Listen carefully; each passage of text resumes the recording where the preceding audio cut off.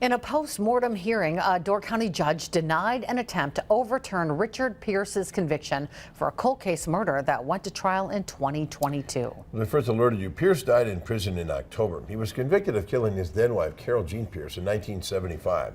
He was in the midst of an appeal process when he died.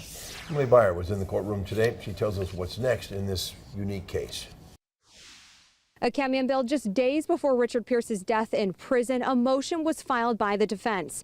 After news of his death, today's hearing was added to the calendar. This is State of Wisconsin versus Richard G. Pierce. An empty chair for Richard Pierce, his defense attending over video conference. The judge ready to address the filed motions from October 16th, 8 days before Pierce's death. A defendant's right to final determination of the merits of the case survives his death, meaning that an appeal that was timely filed and begun continues at the discretion, I guess, of the estate of the deceased. The defense filing brought up several pieces of testimony, arguing hearsay was allowed at trial. The testimony was made by a witness who said Carol Jean Pierce told them that Mr. Pierce would kill her one day. The judge says it was discussed at length outside the presence of the jury and was made admissible because it showed her emotional or physical condition, which is a hearsay exemption. I ruled at the time that this was a hearsay exception.